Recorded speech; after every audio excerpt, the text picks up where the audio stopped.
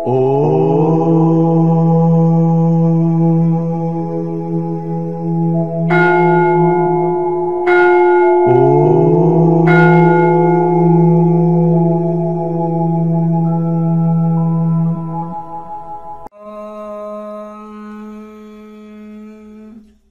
స్వరూపులైన మీ అందరి హృదయంలో ఉన్న చైతన్య రూపంలో ఉన్న పరమాత్మకి ప్రణమిల్లుతూ కేఎంసీ క్రియాయోగ మెడిటేషన్ ప్రేక్షకులకు నమస్కారం. నమస్కారం స్వామిజీ. నమస్కారం అండి.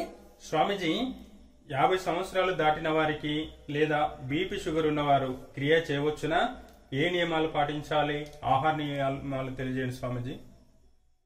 తప్పకుండా చేయొచ్చు అండి. ఎందుకంటే ఈ యొక్క ఇది సహజ ప్రాణాయామ కనుక ఎలాంటి ఎఫెక్ట్ ఉండదు. ఎప్పుడైతే నాలుకని ఫోల్డ్ చేసుకుని కేచర్ లో ఉంటే బీపీ అనేది కంట్రోల్ వస్తుంది. ఒక నెల చాలు బీపీని పోగొట్టుకోవడం, అది పెద్ద సమస్య కాదు అది. ఎందుకంటే ఆ యొక్క చక్కగా నాలుకని ఎల్లవేళలో ఫోల్డ్ చేసుకొని ఉంచడము, కేచర్ని ముద్రని సంపాదించుకున్న వాళ్ళకి బీపీ కంట్రోల్ వచ్చేస్తుంది. ఇంకా అది దరి కూడా చేరదు జన్మలో. అలాగే ఈ సహజ ప్రాణాయామంలో పట్టు సాధించిన బీపీ దరి చేరదు. అయితే చక్కగా ఈ నాలుక సంబంధించిన ఎక్సర్సైజ్ చేస్తుండాలి. నాలుకని ఎల్లప్పుడూ ఫోల్డ్ చేసుకొని ఉంచాలి. ఇది 2 ముక్కుల ద్వారా చేసే సహజ ప్రాణాయామం కాబట్టి ఎంత స్లో తీసుకుంటే అంత మేలు, ఎంత స్లోగా విడిస్తే అంత మేలు. కుంభకము శక్తి కొలది చేయండి. ఒకవేళ కుంభకంలో అంత ఇబ్బంది కలిగితే ఏమైనా విపరీతమైన బీపీ ఉన్న వాళ్ళు అది వదిలేసేయండి, ఏం పర్వాలేదు. వృద్ధులైన వాళ్ళు ఉంటే ఇంకా మెల్లమెల్లగా అభ్యాసం చేసుకుంటే ఎలాంటి ఎఫెక్ట్ కాదు. ఎంత స్లో తీసుకుంటే అంత మేలు, ఎంత స్లోగా విడిస్తే అంత మేలు. అట్లా రేచక పురకాలు స్లోగా చేస్తూ ఉండండి. ఇక కుంభకాన్ని మీ శక్తి కొలది చేస్తుండండి. ఆహార నియమాలు: మితాహారం మంచిది, శాకాహారం మంచిది, చాలా మంచిది. పొట్టని 4 భాగాలు చేస్తే సగ భాగం ఆహారము, పావు భాగము నీటి చేత, పావు భాగం శ్వాస తీసుకొనికే వదలాలి. అలాగే మితాహారం తీసుకోవాలి. ఉప్పు కారాలు తక్కువ ఉండాలి. అలాగే మసాలా వస్తువులు వాడొద్దు. అలాగే ఎల్లిపాయ ఉల్లిపాయ వాడొద్దు. చప్పిటి భోజనం తీసుకుంటే చాలా మంచిది. బీపీ షుగర్లు కంట్రోల్ వస్తాయి. ఇంకా నిరంతరం వైరాగ్యం కలిగి ఉండి నిరంతరము చక్కగా ఉదయం సాయంత్రాలు 2 పూటలు సాధన చేసుకోండి. మంచి వైరాగ్యం కలిగి ఉండండి. నిరంతరం సాధన చేస్తుంటే అన్ని 360 రోగాలు కంట్రోల్ అవుతాయండి. క్రియాయుగము, కల్పవృక్షము, కామధేనువు అన్ని వయసుల వాళ్ళు చేయొచ్చు. 10 సంవత్సరాల వయసు నుంచి 90 సంవత్సరాలు 100 సంవత్సరాల వృద్ధుల వరకు కూడా చేయొచ్చు. చక్కగా అద్భుతమైన ఫలితం ఇస్తుంటుంది. 360 రోగాలు కంట్రోల్ చేస్తాయి. మనిషికి సంపూర్ణ ఆరోగ్యం ఇస్తుంది, మనశ్శాంతి ఇస్తుంది. ఇవి ఆరోగ్యం చక్కగా లేదు, మనశ్శాంతి లేదు, ఇంకా ముక్తి మాట భగవంతుడు ఎరుగు. కానీ మొదలు ఇప్పుడు ఆరోగ్యం చక్కగా లేక ఎంతో మంది ఇబ్బంది పడుతున్నారు. వారికి సంపూర్ణ ఆరోగ్యాన్ని ఇస్తుంది. ఎంతో మంది అన్ని పొంది కూడా శాంతి లేక ఏడుస్తున్నారు.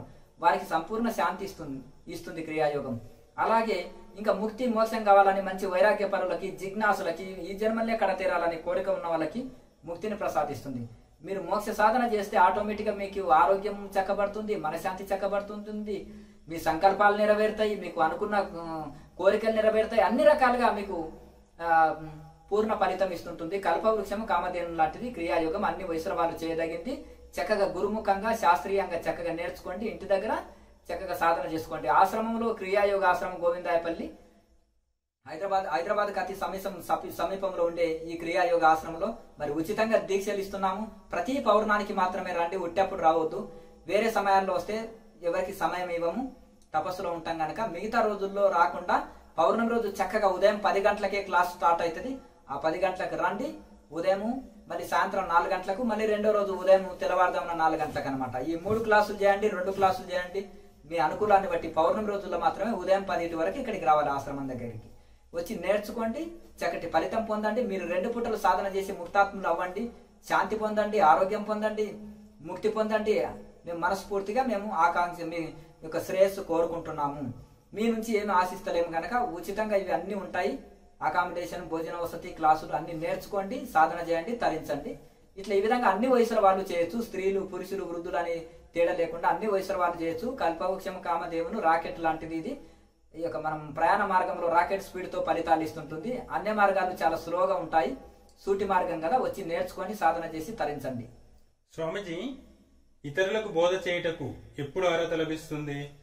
టీచర్ కావడానికి ఎప్పుడు వీలవుతుందని కొత్త విద్యార్థి అన్నాడంట. నాయన, నువ్వు ఒక పీజీఓ పిహెచ్డి పూర్తి చేసుకొని చక్కగా దాంట్లో పట్టాభద్రుడు అయిన తర్వాత నీకు ఆటోమేటిక్గా ఇక నీకు టీచర్ జాబ్ వస్తుంది అన్నట్టుగా ఇందులో కూడా అందులో ఒక మనకు శరీరం చెప్పినట్టు వినాలి, మనసు చెప్పినట్టు వినాలి. అది ఒక అప్పుడే మనకన్నా శాంతి పొందాలి కదా. తా రోగం అట్లా ఎట్లంటే తనను తాను ఉద్ధరించుకున్న వాడు లోకాన్ని అంతా ఉద్ధరించగలుగుతారని పెద్దలు చెప్తారు. కనుక ఈ విధంగా మనము నిరంతరం సాధన చేసి కనీసం ఒక 12 సంవత్సరాలైనా మంచి, మళ్ళీ అది కూడా 12 సంవత్సరాలు అంటే ఇప్పుడు ఒక గంట డ్యూటీకి వచ్చి ఈ రోజు హాజరేసిన అన్ని రోజు అట్లా పోతే కుదురుతుందా? 8 గంటలు డ్యూటీ చేస్తేనే ఆ రోజు డ్యూటీ చేసినట్టు లెక్కేసుకోవాలి. అట్లా ఏదో ఒక రోజు అంటేనేమో ఏదో మీరు ఇంట్లో పని ఉందండి అని హాజరేసి ఒక గంట సేపు ఉండి వస్తే ఒక రోజు 2 రోజులు నడుస్తుంది. కానీ రోజు అదే హాజరేసి వస్తా అంటే ఒక స్కూల్లో టీచర్కి నౌకరు ఇస్తాడా? హెడ్ మాస్టర్ ఒప్పుకుంటాడా? ఒప్పుకోరు కదా. అట్లాగే ఇదే విధంగా 8 గంటలు డ్యూటీ చేస్తేనే ఆ రోజు డ్యూటీ అని ఇది అవుతారు. లేదంటే సెలవు పెట్టుకున్నా అని సెలవు పెట్టుకో, నీకు ఏదైనా పని ఉంటే కానీ హాజరు వేసి ప్రతిరోజు పోతుంటే కుదరదు అంటారు. అట్లా ఆ విధంగా చేస్తే చేయి, లేకపోతే లేదు జాబ్ అంటారు. అట్లాగే 8 గంటలు డ్యూటీ చేస్తేనే ఏ కంపెనీలో అయినా మనకు శాలరీ ఇస్తారు. రోజుకి ఆ రోజు ఒక రోజు లెక్క అనమాట. కానీ అలాగే మనం సాధనకు అనేది ఇన్ని అవర్స్ అని ఉంటుంది. మినిమం ఒక 6 అవర్స్ అని టైం, ఒక 8 గంటలు. అయితే ఈ యొక్క 3 గంటలేమో మామూలు స్థితి, 6 గంటలు మధ్యమం, 9 గంటలు ఉత్తమం, 12 గంటలు ఉత్తమోత్తమం. ఆ రోజు ఒక రోజు మనము ఈ రోజు సాధన చేసిన మనం రిజిస్టర్లో రైట్ కొట్టుకోవాలి. ఆ రోజు మన జీవితంలో ఒక రోజు ఈ రోజు సాధన అనేది మనం టిక్ వేసుకోవాలి, మార్క్ వేసుకోవాలి. అయితే తపోకాలంలో ఉన్నప్పుడు మినిమం 12 గంటలకు తక్కువ సాగదు సాధన. ఎందుకంటే స్వయంగా మేము ఆ సాధనలు చేసి ఆ తప్పించాలని ఒడ్డున పడ్డ చేప ఎంత తన్లాడుతుంటుంది, నీళ్ళలో పడాలని. ఇంకేం లక్ష్యం చెప్పండి? లేవడం, కూర్చోవడమే. ఏ వ్యవహారాలు లేవు, ఏం లేవు. గేట్లకు తాళాలు వేసుకొని సంవత్సరాల కొద్దీ అట్లా ఉన్నప్పుడు ఇంకేం పని ఉంటుంది? ఎవరితోటి వ్యవహారాలు నడపాలి? ఏమి ఇది లేదు, లావాదేవీలు లేవు. ఎవరో మనకు భోజన పదార్థాలు ఇస్తారు, ఎవరో డబ్బులు ఇస్తారు, ఏదో మఠాలు కట్టాలి, బిల్డింగ్లు కట్టాలి, శిష్యుల్ని పెంచుకోవాలి. ఇది లోభత్వం లేనే లేదు, ఈ మోహమే లేనే లేదు.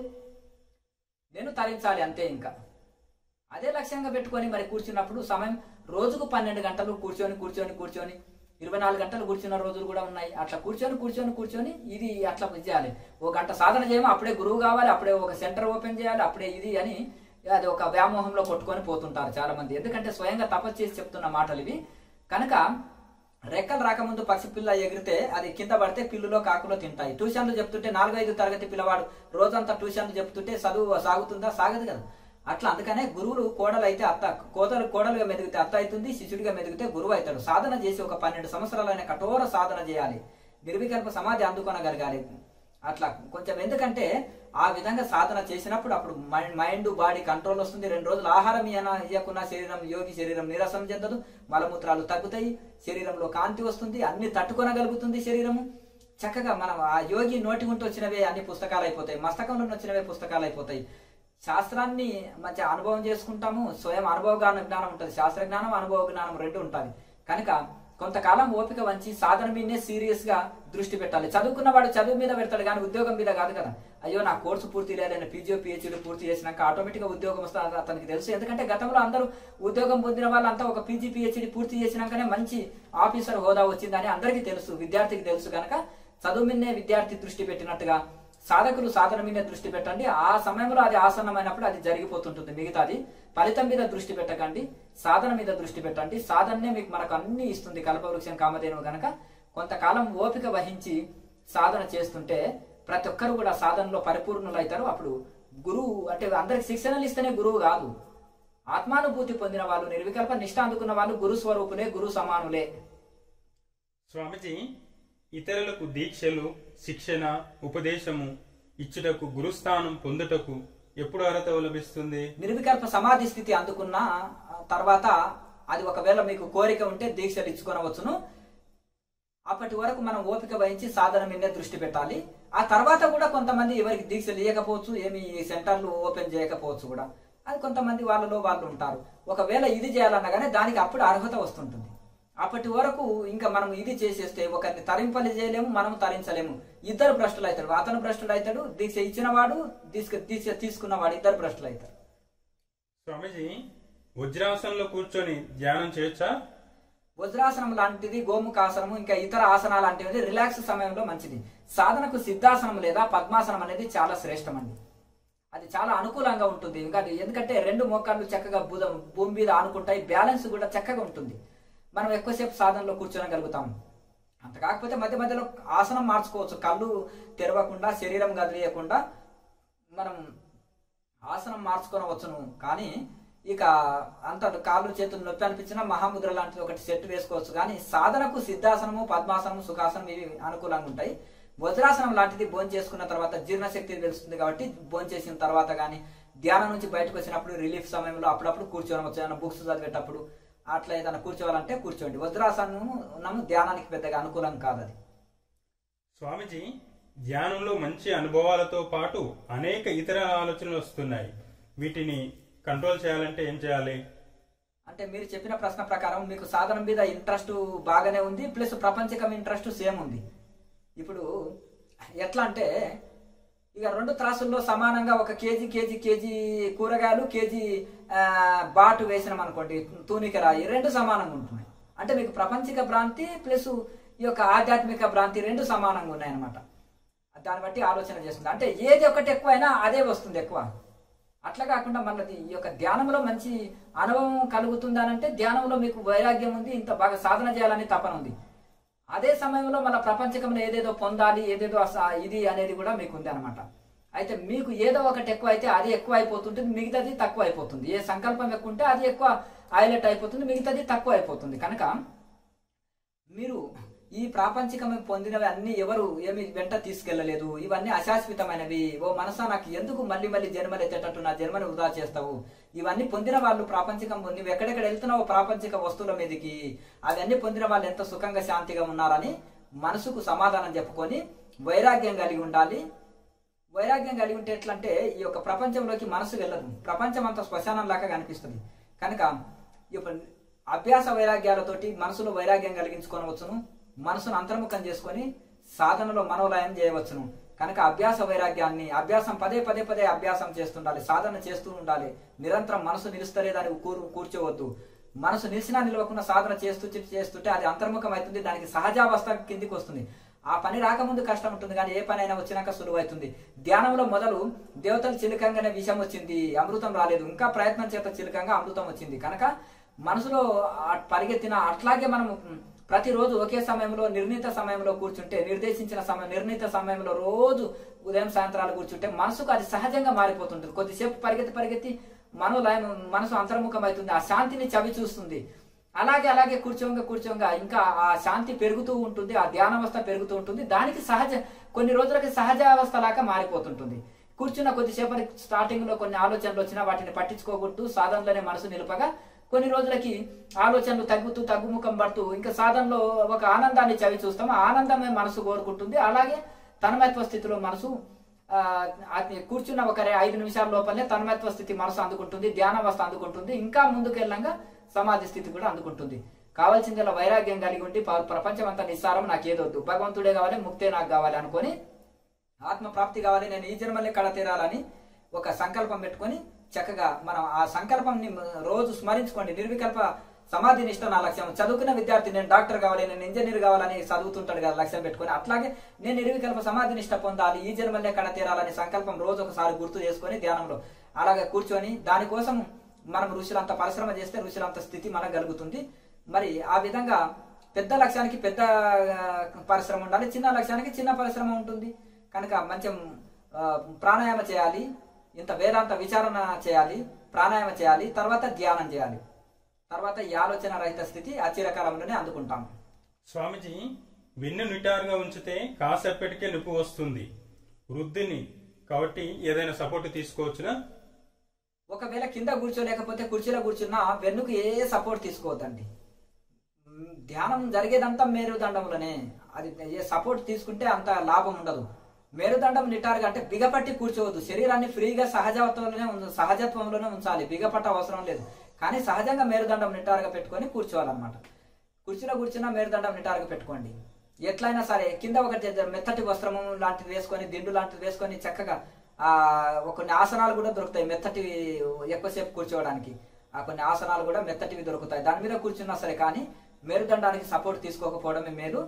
వీలైనంత ధ్యానం చేయండి. అలా ధ్యానం చేయగా అభ్యాసం చేయక కొన్ని రోజులకు మీరు ప్రారంభంలో కొద్దిసేపు కూర్చుంటారు, తర్వాత పెరుగుతూ ఉంటుంది. గంటల తరబడి కూడా కూర్చోగలుగుతారు ఏ సపోర్ట్ తీసుకోకుండా కూర్చుంటేనే ఉత్తమం. స్వామిజీ, శ్వాస ఊపిరితిత్తుల్లో కదా తీసుకుంటాము, మరి మూలాధారం ఆజ్ఞా చక్రంలోకి ఎలా తీసుకురాగలము? అంటే మనము ముక్కు ద్వారా తీసుకొని ముక్కు ద్వారానే వదులుతాము. ఆ తీసుకున్న గాలి వాయువు అది ఊపిరితిత్తుల్లోకే వెళ్తుంది, ఇది సత్యమే. కానీ మనము శ్వాసని భావనాయుక్తంగా ఈ యొక్క మూలాధారం నుంచి సుష్మన నాడి, మూలాధారం నుంచి సుష్మన నాడి ఉంటా మూలాధారం నుంచి తీసుకొచ్చి ఆజ్ఞాచక్రంలో, మళ్ళీ ఆజ్ఞాచక్రం నుంచి రివర్స్ లో సుష్మన నాడి గుంట తీసుకొచ్చి మూలాధారంలో విడవడం. ఇది భావనాయుక్తంగా చేయాలి. కొన్ని రోజులకు సుష్మన మూలాధారంలో ఓపెన్ గా ఉంటుంది ఓలు, అందులోకి వెళ్ళి శ్వాస, మనం తీసుకున్న శ్వాస పైకి రివర్స్ లో ప్రాకుతుంది. మనం ఎందుకంటే ఇప్పుడు తీసుకునే వాయువు కిందికి వెళ్ళిపోతుంది కదా లెంగ్స్ లోకి.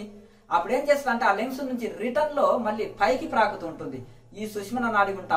ఆ పైకి సుష్మన నాడి ఎట్లా అంటే, మనం వాటర్ పైప్ లైన్ ఉంటది కదా, ఆ వాటర్ పైపు లాగా, ఖాళీ పైపు లాగా లోపల రంధ్రం ఉంటది ఆ సుష్మన నాడికి. అందులోకి వెళ్ళి రివర్స్ లో మూలాధారం నుంచి శ్వాస పైకి ప్రాకుతుంది అనమాట. ఆ కొన్ని రోజులకు అభ్యాసం చేయగా ప్రారంభంలో మాత్రం భావనాయుక్తంగా చేయండి. సుష్మన నాడి గుంట ఆజ్ఞాచక్రం నుంచి మూలాధారం నుంచి ఆజ్ఞాచక్రంలో తీసుకొచ్చి నిలబెట్టడము, తిరిగి ఆజ్ఞాచక్రం నుంచి తీసుకొచ్చి మూలాధారంలో విడవడము, స్లోగా కంట్రోలింగ్ గా చేయాలి ఈ ప్రాణాయామం. ఇట్లా అభ్యాసం చేయగా కొన్ని రోజులకు సుష్మన గుంటనే శ్వాస క్రియ నడుస్తుంది, అది స్వయంగా తెలుస్తుంది మనకి.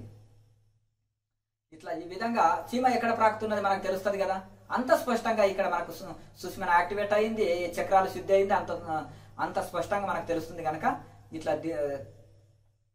మనము నిరంతరం చేయాలి, ప్రతిరోజు చేయాలి, శ్రద్ధతో చేయాలి, పట్టుదలతో చేయాలి. తీవ్ర సంవేగాతమాసన్న అంటారు. తీవ్ర సంవేగంతోటి అంటే తీవ్రమైన నిష్ఠతోటి చేస్తుంటే సమాధి స్థితి మీకు అతి చేరువలనే ఉంటుందని పతంజలి మహర్షి చెప్తారు. అంత తీవ్రమైన నిష్ఠం ఉండాలని, అప్పుడే మనం తరిస్తామని, అది మరవరాదు. లోకా సమస్త సుఖినో భవంతు. ఓ